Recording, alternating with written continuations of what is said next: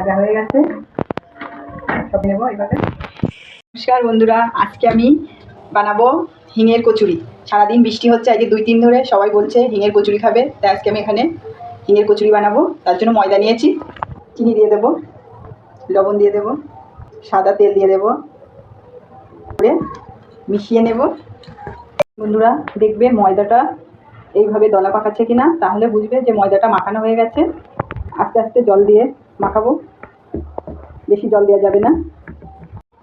বন্ধুরা আমার ময়দাটা ভালো করে মাখানো হয়ে গেছে, এবার আমি 1 ঘন্টার জন্য চাপা দিয়ে রেখে দেবো একটা থালা দিয়ে। এই সাইজের গুটি কেটে নিয়েছি, এবার এটা একটু খোল করে নেব ভেতরটা, পোরটা দেওয়ার জন্য।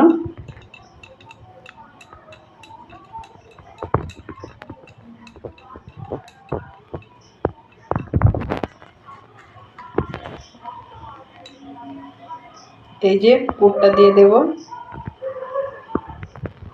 এভাবে সবগুলো। বন্ধুরা আমি সবগুলো বানিয়ে নিয়েছি, সব পুরগুলো এর ভিতরে ঢুকিয়ে দিয়েছি, বসিয়ে দিয়েছি। সাদা তেল দিয়ে দেবো কচুরির জন্য। এবার আমি বেলে নেব আস্তে আস্তে করে। তেলটা গরম হয়ে গেছে, এই যে কচুরিটা বানিয়ে নিয়েছি, এবার তেলে দিয়ে দেবো আস্তে করে। দেখুন বন্ধুরা কত সুন্দর হিঙের কচুরিটা ফুলেছে।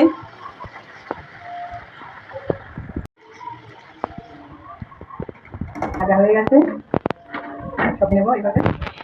দেখুন বন্ধুরা হিঙের কচুরিটা কত সুন্দর ফুলেছে। এই দেখো এর ভেতর যে পুরটা আছে, দেখুন কত সুন্দর পুরটা হয়ে রয়েছে।